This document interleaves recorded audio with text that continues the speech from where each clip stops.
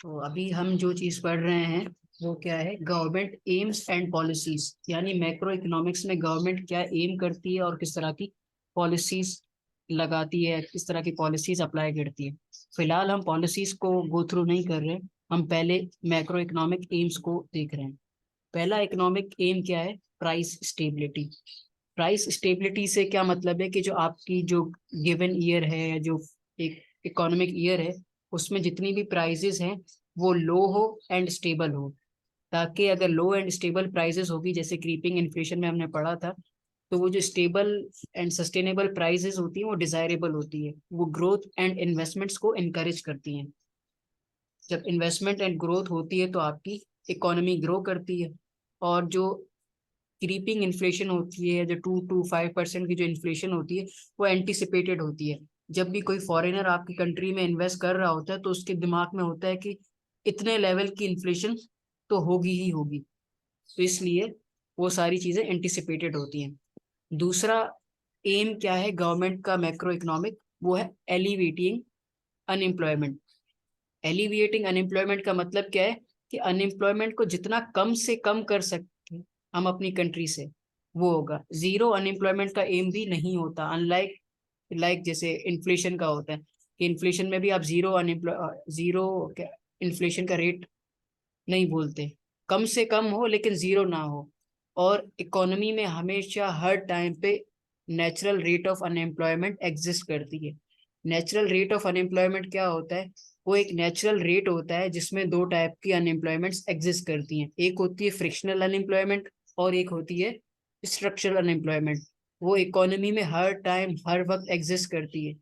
तो उनको हम स्लाइड में साइड में रख के उसको full employment level of output बोलते हैं। फॉर एग्जांपल एक इकोनॉमी में 97% एम्प्लॉयमेंट रेट है, इसका मतलब क्या है, 3% natural rate of unemployment rate है। उसको इतना सीरियस नहीं माना जाता। आइदर आप जॉब सर्च कर रहे हो, आइदर आपकी कोई स्किल डी वैल्यू हो गई है, तो वो उसको इतना सीरियस नहीं कंसीडर किया जाता है।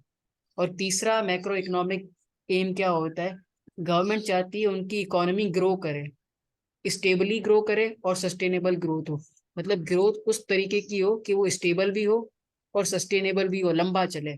ये नहीं हो कि अनकंट्रोलेबल ग्रोथ हो। जब आपकी अचानक चीजें होती है ना, अनकंट्रोलेबल ग्रोथ, कंट्रोलेबल या फॉल इन आउटपुट, इससे आपकी इकोनॉमिक साइकिल में बहुत सारी फ्लक्चुएशंस आती हैं। तो उसकी वजह से आप रिसेशन में भी फॉल करते हो, अनएम्प्लॉयमेंट भी बढ़ जाती है। अनएम्प्लॉयमेंट बढ़ती है तो लोगों का लिविंग स्टैंडर्ड कम हो जाता है। और हमने ये भी पढ़ा था कि अनएम्प्लॉयमेंट जब बढ़ती है तो उसके नुकसान एक इकोनॉमी पे बहुत ज्यादा होते हैं। तो इसीलिए गवर्नमेंट चाहती है कि जब भी हम ग्रोथ को अचीव करें, वो हमारी इकोनॉमी के पोटेंशियल के राइज से हो। ये नहीं कि कोई टेम्पररी चीज की वजह से ग्रोथ हो जाए।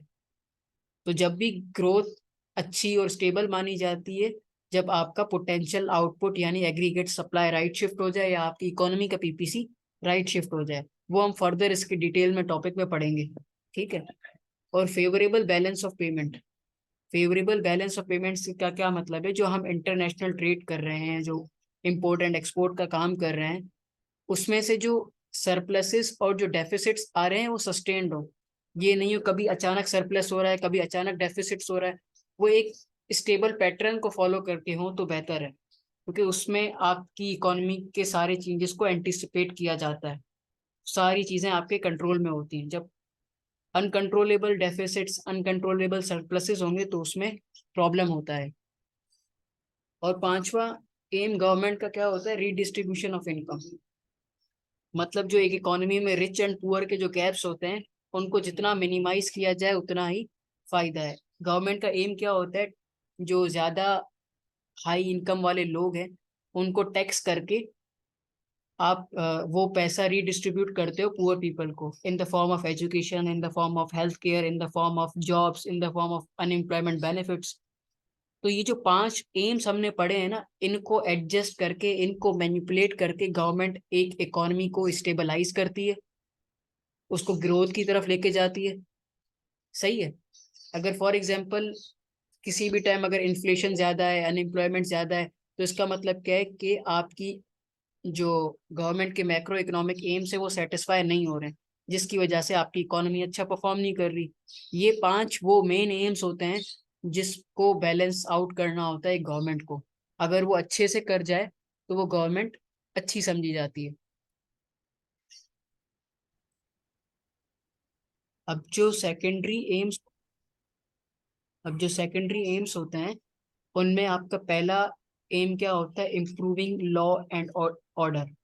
मतलब जो आपकी इकोनॉमी है, जो इसमें जो लॉ एंड ऑर्डर सिचुएशन है वो अच्छे से अच्छा हो। जो आप लॉज बना रहे हैं, जो आप ऑर्डर्स पास कर रहे हैं, वो एफिशिएंटली एम्फेसाइज हो रहे हो। उनमें कोई वो नहीं होना चाहिए, मतलब कोई बंदा फॉलो नहीं कर रहा, कोई किसी का क्या मसला है, वो चीज़ नहीं होनी चाहिए। और दूसरा क्या है, provision of public and merit goods.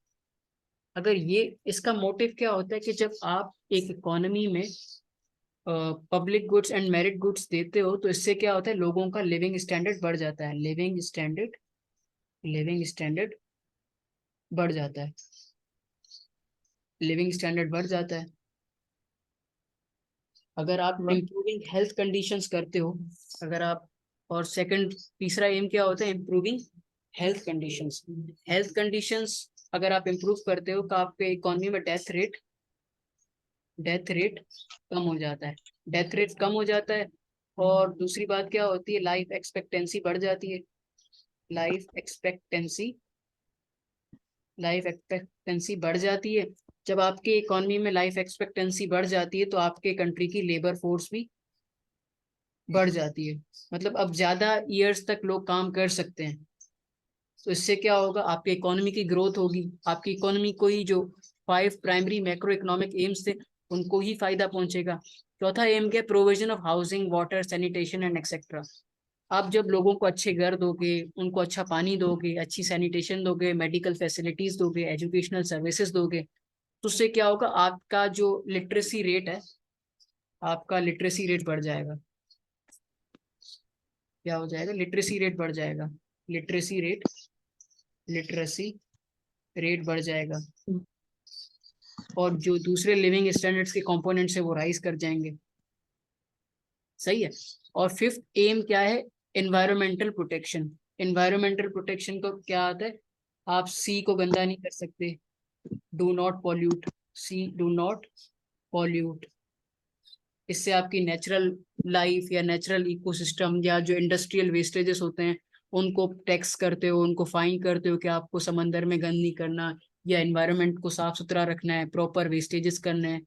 जो भी ये चीजें जो सोसाइटी को हैजर्ड हो सकती हैं, आप उनको कंट्रोल करने में अपनी पॉलिसीज, एम्स, फाइन्स वगैरह जो भी करते हो वो उसमें आप एनवायरमेंटल प्रोटेक्शन एम में करते हो। ठीक है, यहाँ तक कोई मसला तो नहीं है? No sir. चलो ठीक है।